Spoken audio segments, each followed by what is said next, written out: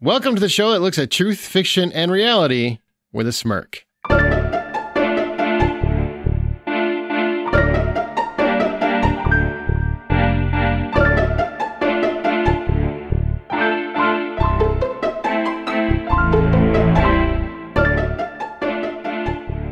I'm Aaron Peterson. I'm Amanda Sink. And I'm Zach Parkerson. And each week, one of our hosts introduces an original story, which we then use as a springboard for a spirited and lighthearted discussion, whatever the moral or theme of their story was. This week, it is my turn, but before we get there, we're back. We're back! We haven't been here since a little bit ago. June. Don't date us. These episodes are supposed to be evergreen. Sorry, we were just here. Did you miss us? Yeah, there we go. I almost forgot to say my name. Yeah, we could tell. It's okay. It's hard to remember sometimes. Yeah. We haven't done this in a minute. We're just like the final season of Game of Thrones. We took a little bit of extra time, and we're going to come back and just knock it out of the park with no questions asked. Could we not compare us to Game of Thrones? Because there's a lot of backlash. I'm a fan. I don't care what those people think. It was perfectly serviceable. Alrighty. Sometimes that's all you need. Many good, upstanding families have been created by people who are serviceable. I'm just saying, it's okay. Well, certainly the sex would be. Oh, Bazinga! No, I don't want to compare to Game of Thrones. They had a rough go of it the last year, and 2019 is kind of over. We're on to 2020, so let's create a new world. Let's move on. McQueen. And we do want to mention that we're changing how we do some things around here at Smirk Incorporated. Are we incorporated? I don't know. LLC, I think. Yeah, we're changing how we do some things. We are actually going to make our show available every other week. Now, don't panic. You won't have as long of a break between seasons, which is cool, right, if you're a fan. And also, it makes it easier for us to be able to continue to do the show. Because if we did it every week, then we run into some problems. Yeah. Higher quality, less quantity.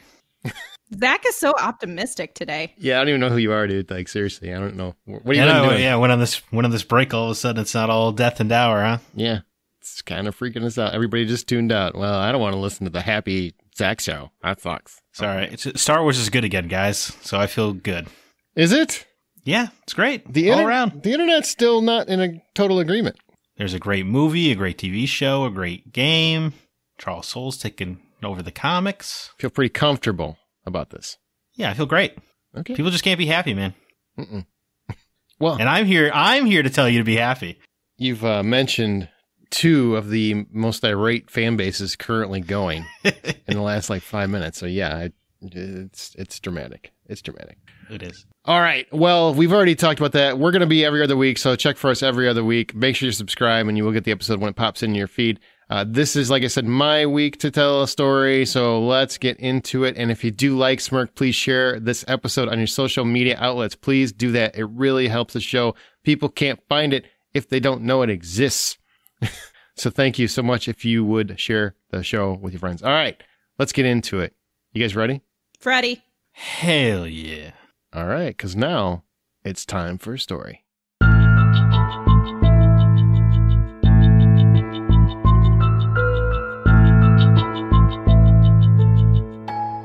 Peter was out for blood. For what seemed like forever, he'd been juggling real estate acquisitions with pristine precision, only to now have Jackie sweep in at the last minute and undercut him. She was less skilled, far less talented, and yet at every single turn in his latest venture, she bested him. Real estate is a nasty business. Flipping properties and grossly overinflating prices comes with the territory. But new blood like Jackie never gets the better of Peter. Never. And he would be damned if he was going to lose everything. To her. In Peter's mind, Jackie didn't even deserve a seat at the table, to steal an overused mobster expression. She could barely form words. She was the Rain Man of real estate, and Peter refused to take this lying down. This latest property could make his name, and if he could acquire it, there would be no one left in this town who could deny he had sole domination over the market. Peter could taste the victory. But first, he has to land it before Jackie. You see, people believe real estate is as simple as walking in the door and laying claim. Novices falsely believe this nonsense. Winners, moguls if you will, they know different. It's a constant battle of wills and foresight. It's a tested strategy of bold determination. Peter understood that to be a true winner, a mogul if you will, You have to scoop up every relevant property, build it up, and then dominate the market by elevating prices so that only the rich can find themselves worthy.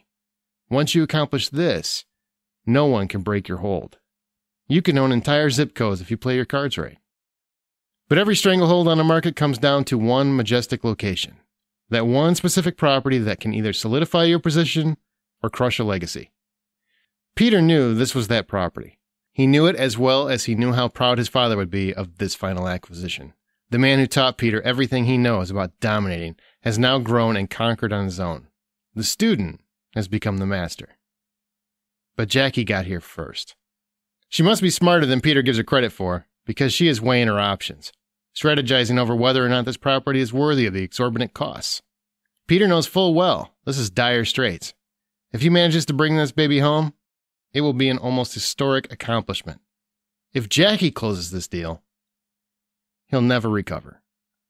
Peter even contemplated cutting a deal with Jackie, handing off a few lesser properties in exchange for the higher-end market he's always strived for. But ultimately, his blind greed and hyper-competitive nature always wins out, and he flatly refused to part with anything. He simply refuses to lose, especially to her. Jackie's in front of Peter now, eyes bopping all around the room. Peter can tell she has made her decision. He stares at her, ice cold and ready to pounce if she chooses poorly. Her eyes begin to center and focus on Peter. Her lips begin to part. Words are about to flow. And just before she speaks, the slightest smile covers her face. "I'll buy it," Jackie calmly states, and elated screaming erupts from all corners of her surroundings. Jackie glares at Peter as he begins to smugly accept his now undeniable defeat. All of her 12 years on this planet have been building to this moment, the moment she finally humiliated her ogre of a brother. As Peter returns her gaze, he finally acknowledges he's been outplayed. And with that, his rage at his own failure erupts, and he flips the board and all of its pieces across the kitchen floor. As Peter storms out of the room, he turns for one last look at the girl who brought down a formerly undefeated champion. Jackie returned his look with a confident yet respectful nod. And Peter, against his very nature, paused in contemplation before finally speaking. "Good game, sis." Peter then smiled, nodded back, and headed up to bed. Sounds like the story of my life because I'm a Monopoly winner. A winner. Okay. Yeah. That's great, kid. Don't get too cocky. Yeah. Oh, you want to play a game of Monopoly, Zachary? Sure. I would Let's love do to. it. I would love to win a game. God, Whoa. man, even the words of Monopoly start people fighting. Did you guys know it was a board game when it started, or not until the end? No, not until you said 12 years of life. And I was like, oh, this is a child. Oh, I think I know. I must know you too well, Aaron. I figured it out pretty early on. I think it was when you said this is the property he needed or whatever. Pretty good, right? That was good. It was a good story. I'll take that. What a charming way to begin the season. With the favorite game everybody loves to play, Monopoly destroys families, marriages. Oh, it's beautiful. Friendships, everything. Everything. Perfect. Sounds great. So let me ask you guys, are you big fans of Monopoly, by the way, before we get to the moral or theme? Yeah, huge. Love Monopoly. I also love how much people seem to hate Monopoly. I already indicated how much I do love Monopoly, but I also am a sore loser. So if I lose at Monopoly, I'm enraged. But if I win at Monopoly, I rub it in your face. Oh, you're one of... Oh, so you're a sore winner, too. Yeah. I'm a happy winner because there's not that many games that I feel like I'm successful at in terms of board games where I'm like, I can dominate. But Monopoly, I'm like, I have strength here. So until you don't. But it's not as often, like I win much more than I lose. quit. No, I don't quit the game. But I will get a little salty and I'll make my own moves against you that are like, all right, you want to play that way? All right, here we go then. You want to play that way, like winning. You want to play that way? You want to try to betray me. Hey, that happened to me a few months ago when I played Monopoly. How do you betray someone in Monopoly? So I was given a recommendation by somebody I thought I could trust it was like, nah, don't take this piece. It's not really worth it. It was one of the beginning properties.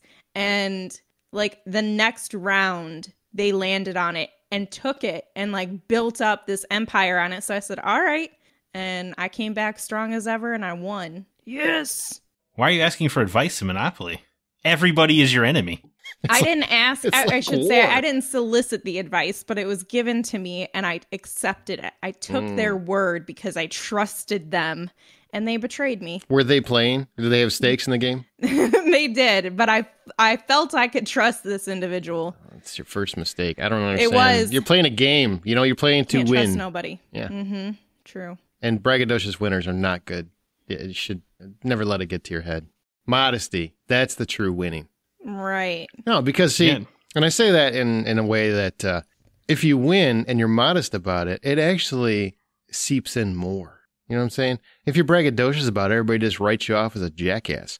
But if you're modest about it, then they have to go home and think about it. Like, I lost to a really nice person. Ugh. God. They're also more inclined to play again.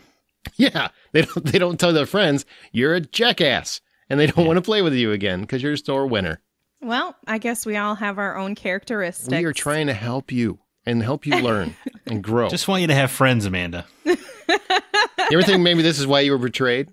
This may be. But you know what's worse is There's chess. nothing worse than a sore winner. Nothing. But I'm the sorest loser in chess. All right. So a loser is also probably equal. Those two things are equal. Why is chess different than Monopoly? That's a harder game, by the way. I feel like the chances of me winning are already slimmer, and I'm doing my best, and I just feel defeated because I can never win. I've never won a game of chess. It's a hard game. Only us It is masters can hard. do it. I've only won games of chess. That can't be true. I've only lost once.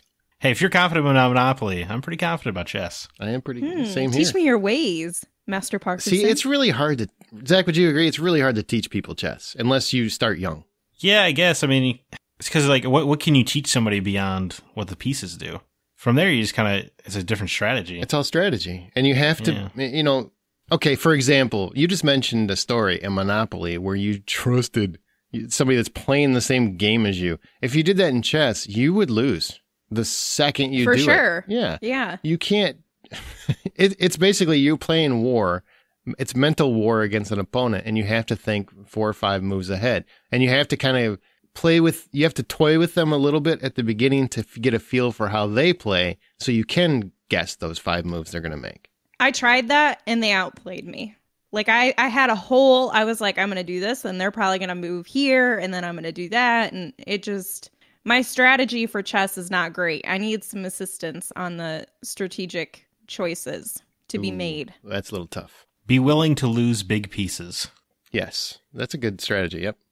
A lot of people will, I'm not going to give up my bishop or my queen. And I'm like, you can win without them. So I don't know. I mean, don't lose all of them, but That would be bad. Yeah, you're not going to win with an army of pawns. I've also never gotten a pawn across to the other side to make it a queen. ooh. It's tough. Yeah. It is tough. Well, if you're playing with anybody that's worth their salt, they're going to make sure you never get there. That's kind of the plan. Yeah, well, I mean, I played with somebody who's been playing chess since they were like 12, and we're like the super nerd and did the clubs and everything, and Super nerd. super nerd. I'm offended because I was in chess club and I don't consider myself a super nerd.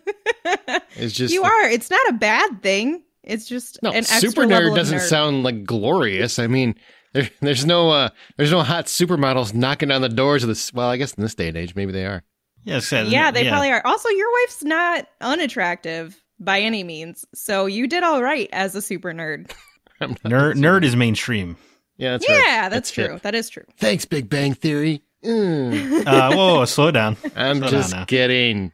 Thank you, Lord of the Rings. Yeah, that probably did it. And Star Wars. And all the other nerd stuff. Marvel, all that jive. Yeah, probably mostly Marvel. You're right. Well, I should probably get into my actual questions. But before that... Oh yeah, well, I thought we were all going to talk about the clubs we had. I don't think we had a chess club in school. We didn't either What? when I was in school. What kind of stupid-ass schools were you going to, man? Chess club was cool. Public. And I'll tell you what, it's amazing because you're a little bit younger than me, but not significantly. But when I was in school, when I walked uphill in the snow to get to Both my ways. school, exactly, both ways. It was weird. School was in a valley, or it was at the top of a hill, or I don't know how that works. But chess club was not a cool thing to be part of. You were actually chastised for being part of it. And I took that and home ec, which were the two things. Oh, yeah. Yeah, cool kids don't Heavy do. What a rough for a boy. combination. Yeah. You're a nerd and a girl. Hey, Lame. let me give you a little secret. Guess where you meet smart girls? Chess club. Guess where you meet cute girls? Home ec. So it was really pretty smart. And there's no guys in home ec, so there's no competition. I was about to say, I think home ec girls probably put out. Oh my god. They'll put out a butt cake. That's what they'll do. Yeah, that's what I like to call it, too. It's delicious. Delicious bunk cake you got there, lady. Sounds worth it now to go to home ec. I don't know what You just get happened. treats out of it. That's better than getting You laid. do get snacks. Yeah. Well, Yeah. yes, it's definitely a snack. You know what I'm saying? Well, speaking I'm down of laid, now that the story is laid out, what do you guys believe the moral or theme in the story was? Don't be a sore loser. I mean, I feel like it's just something about competition. I don't have an exact phrase for it, but Togetherness. Ooh, I've got an exact phrase. okay. Even the most competitive among us need to acknowledge when they've been beaten with respect and dignity. What is that? Not Amanda, though. I was gonna say. Well, I've noticed this over the past couple of years is that nobody wants to acknowledge when they've been beaten fairly and squarely. They just do not want to, like, everybody wants to pout and call names and just storm away from the table or pull an Amanda's. I'm going to start calling it. No, that's not what I do. You said you're a sore loser. I am a sore loser because I get mad at how good they are, and I'm like, stupid, but I don't leave the game.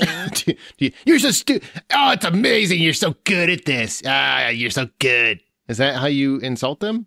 Like with compliments? Yeah. Like, it's annoying that I keep losing. I suck at this game. There's a lot of, like, negative self-talk that happens when I lose. Bastards. I just see a lot of it at football, sports, events. You know, people that aren't even playing always apparently act like they're on the field, and they get very, very irate about what everybody does. And it just drives me insane. That call was clearly illegal. Right. Because you know every line of the statutes. You got it all memorized, all the rules, man. You're so good. People are such bad losers that even when their team is losing, they'll boo them. Yeah, that's horrible. Yep. That's weird. It's not untrue. I'm a Bears fan and that happened, and it makes me very sad. That's why I stay away from the sports for these types of reasons. Well, now that the story's laid out, let's talk about the questions I did have that related to my topic. First one, what are your feelings on board games overall? I mean, we talked about Monopoly and chess, but do you guys like board games? Do you like that coming together and playing and dealing with the occasional sore loser / winner? Yeah, I like board games. It's just it's tough to find the friends for it because Monopoly is good, but in terms of board games, I like the kind of more in depth ones, like an Arkham Horror or a Betrayal at House on the Hill. You know, like card games or board games, that require a little bit more input. The game of Arkham Horror can go up to 6 hours. That's a long time. But it's super fun. It's almost as long as Monopoly. I've played it like twice, but it was fun both times. Yeah, I love board games. I'll play any of them, and I don't really have a specific type that I'm drawn to because I like different games like Monopoly and Clue or Scrabble, or I'm cool with Mysterium. I love that game. That one's a lot of fun I got introduced to. There was another game I just played recently. It was kind of like a card board game, but they're all a lot of fun. So I love those games, and I feel like even if it's the ones where you have to work together, those are fun because then you have to try to do the whole team building thing. But also the competition just adds like an extra level for me because I'm very competitive. So I'm like, I want to win. I got to do this. I can prove it to myself. So, I mean, everybody wants to win. It's just like, how bad do you want to win? Is it like I'm willing to take down a sovereign nation win, or I'm happy if I win? I mean, it's not that serious, but I may be willing to bribe someone, I guess. That's cheating. You can't bribe anyone. That's cheating. You can't cheat. Well, no, cheating is never okay, ever. Is bribery really cheating? They make a choice. They're part of it.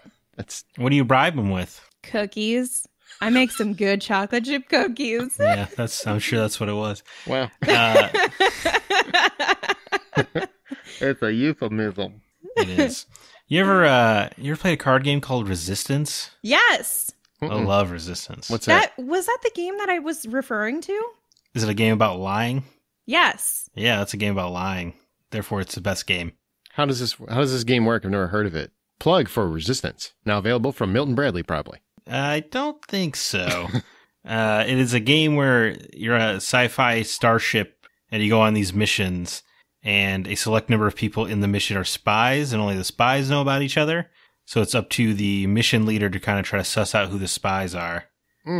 It's really fun. It is. And you don't, like, everyone throws in a token that either like mission success or mission fail, and it only takes one fail to disrupt everything. So you have to try to figure out who the spies are, and it's up to the spies, like, maybe we should succeed in this mission so we can fail the next one, etc., etc. The first time I played it was with a group of about 12 strangers, which was really fun because you had no way of really knowing the other people. Right. That was a lot of fun. That's the game I was referring to. It's so much fun, especially when, well, I don't know if this is a benefit for me, I think. As a woman, when you're sitting among a lot of men, they seem to rival each other, and they're like, no, I know this dude is it, blah, blah, blah, blah. Well, if you're a chick, you can just kind of play innocent and coy and dumb, and they believe it, and so they didn't know that I was a spy. Oh, see, I just automatically don't believe women at all. Smart. Real smart. Life experiences drive us. I mean, I just go with the bitterness factor and be like, nope, I don't trust her. Spy. But it kind of reminds me of D&D, because that's one where you have to make your own, you have to develop your own idea of a mission, right? Like, they don't tell you what the mission is. You guys come together and you start to kind of like riff on it, or at least that's how we played it. Well, the dungeon master has the idea, and then you as the other players are figuring out their mystery. This is riveting. I've never played this game and never heard of this game, but now I'm going to check this game out. Oh, it's fun. What kind do you guys prefer overall? Like the name brand ones or these hyper complicated ones that last for hours like you're talking about? You can go both ways. No, you go both ways. Well, I'm picking a side. you know what I'm saying? I like both. I don't know. I'm not trying to like do a down the middle of the road answer, but both can be fun. I guess I prefer the longer tenured ones because then it feels like it means more. Yeah, why can't it be both? It can be both. I'm just Yeah, asking a but question. if you're putting a gun to my head, I would prefer the longer ones because then it matters more. Yeah, there's more investment. Like, you're putting a lot more effort into it, and it's not. And then if you do win, it feels more like an accomplishment. You feel more success from it. And if you lose, it feels more defeating. Can we all agree that Cards Against Humanity is a miserable time? No. No! That's fun, man. That's a fun game. There's also a game called something Unicorns. Unicorn. It's kind of, Aaron, you know what game I'm talking about, right? No. The card game with unicorns. We played it on the Hollywood Outsider cruise. Dang it. Must have been real memorable. No, that was I the one. own it. I didn't play it, remember? Because I thought it looked dumb. Oh, well, it's a lot of fun. Anyway. In fact, I actually watched them play it and went, nope. They're like, Aaron, we can deal you in. No, I'm good. Oh, come on, man. It's really fun. I'm like, I'm watching. No, it's not. I'm good. So I would disagree with you, Amanda, on the fun factor. That's unfortunate. There's a Monopoly card game that I know Aaron likes that's fun. Oh, that's amazing. Monopoly Millionaire, and you can't buy it anymore. It's very sad. Wait, what? You can't buy it anymore. I mean, I hunted it down on eBay. They don't make it anymore.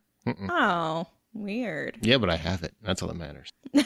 I have it. I got new from eBay, which means it was destroyed when I got it, which is great. Yeah. New enough. Sounds right. It's got the cards. Hopefully. We kind of know how Amanda is. She's hyper competitive. Zach, how do you feel about the board games? Are you hyper competitive too?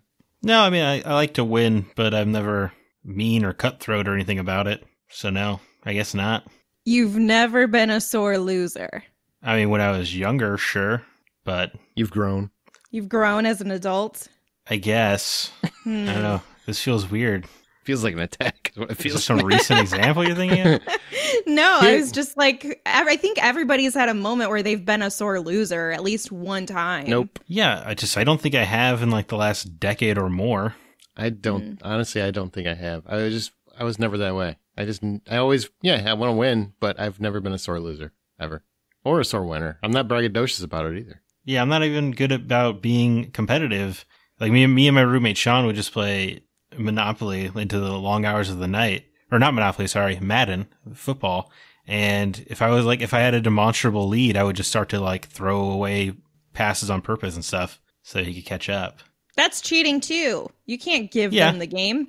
I'm not giving it to him. I'm letting him catch up so he doesn't feel as bad about losing. No. That builds character. Yeah, I never do that.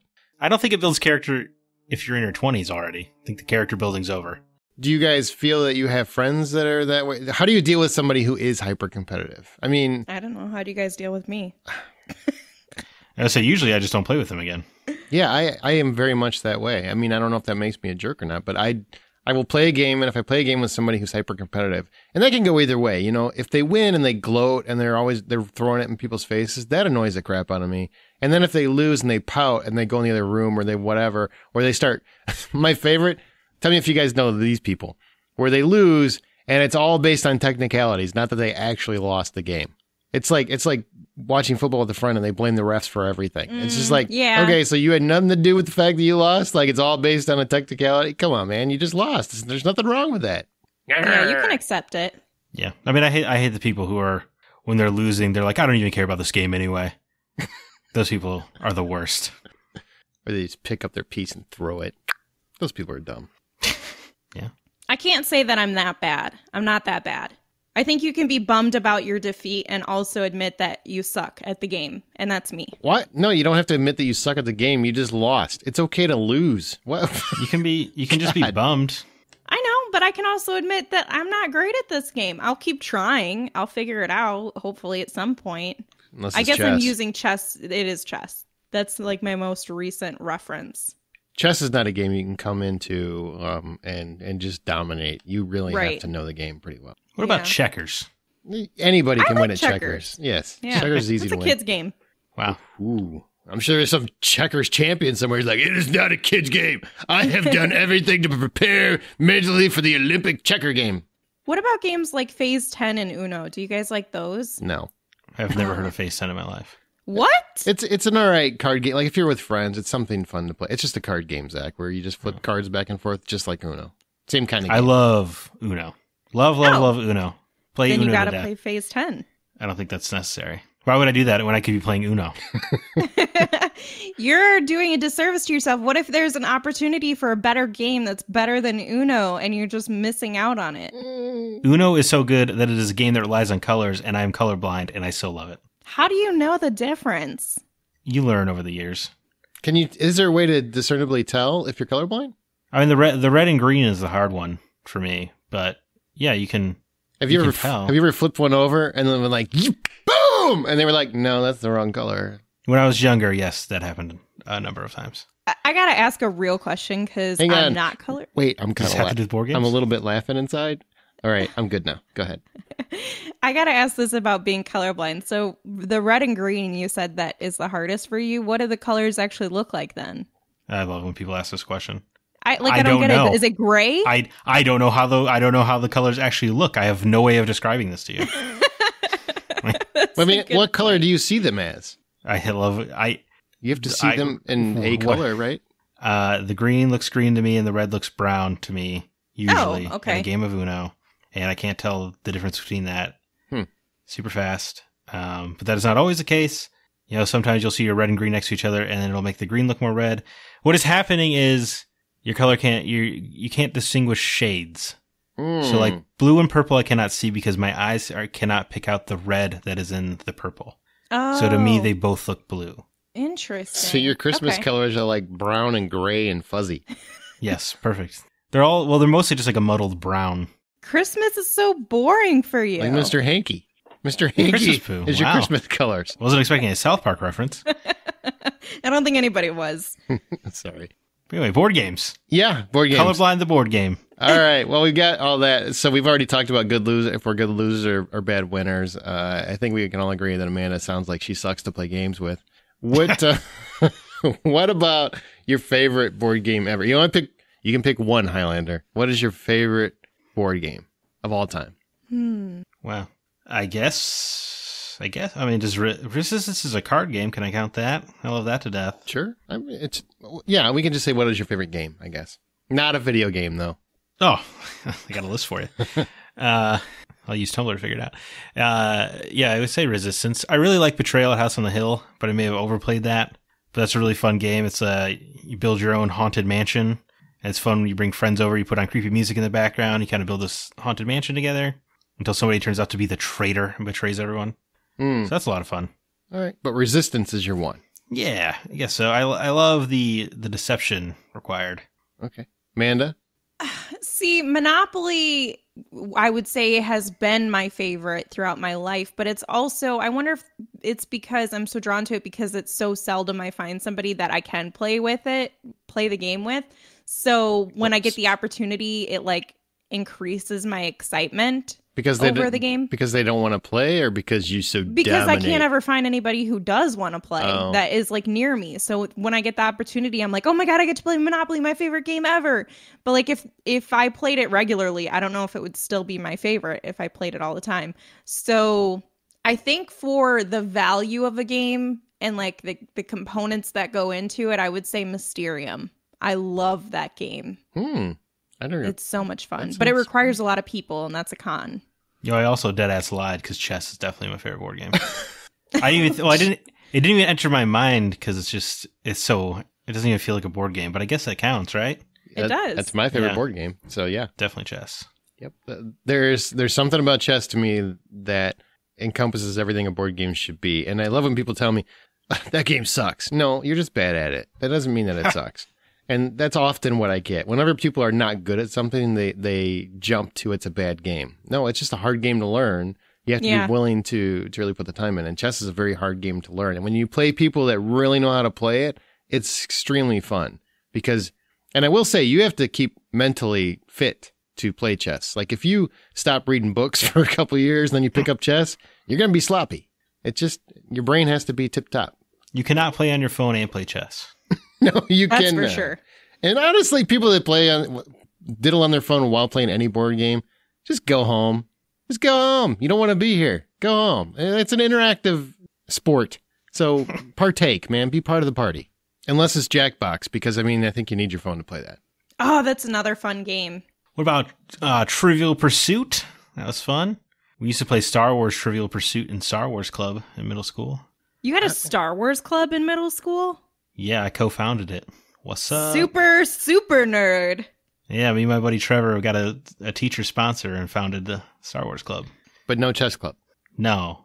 I was too busy talking about George Lucas every day. Fair enough. Fair enough. That probably could stand to happen a little bit more these days. All right, so my story, was it truth or fiction? Truth. Oh, you both went at the same time. You both said truth? No, it's fiction. I made it all up. But it's true in families and households everywhere across the world. I was going to say, it's kind of a trick question because even if it is fiction, it's true. Exactly. Yeah. Triction! Woo! Oh, God. I went a whole 4 or 5 months without hearing that word. It is back. It is back. Has it been 6 months? Maybe it's been 6 months since we recorded one of these. It's been a long time. God, I hope we don't suck at this now. Yeah, we probably do. What was the title of your story? Everybody needs to get on board. It's a pun. It is. You like that? It's punny. All right, maybe it's not punny. I thought it was punny. Barely nobody's invested. Hilarious. Well, it's a dad joke, and you are a father, so.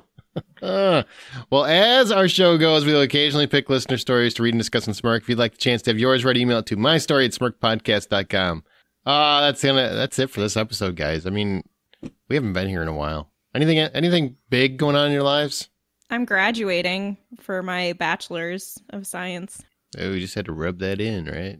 No, I'm just... I'm excited I'm going to be done with it. Awesome. Yeah, nothing, man. Nothing? I'm just sad. in life. Why are you sad? You got your Star Wars movie, Game of Thrones ended. Yeah, this escalated quickly. Yeah, what can I say, guys? Podcast really brought me down. We're the problem. We're the problem. You were so happy until you came back and you're like, dang, I got to keep talking to you guys. Mm-hmm. Got me. Wow. Apologies. That hurts my feeling. That's all right. dark. If you guys like Smirk, share this episode on your social media outlets. Sincerely, it does wonders. And we are changing one thing up once again this season. It's every other week. So it's every 2 weeks we'll have an episode available. Join the conversation by joining our Facebook group or follow us on Twitter @SmirkPodcast. Be sure to use the show's hashtag Smirk. Don't miss an episode. Be sure to subscribe on your podcast app of choice and check out our website at smirkpodcast.com. And as you write your own life story, always remember to tell it with a smirk.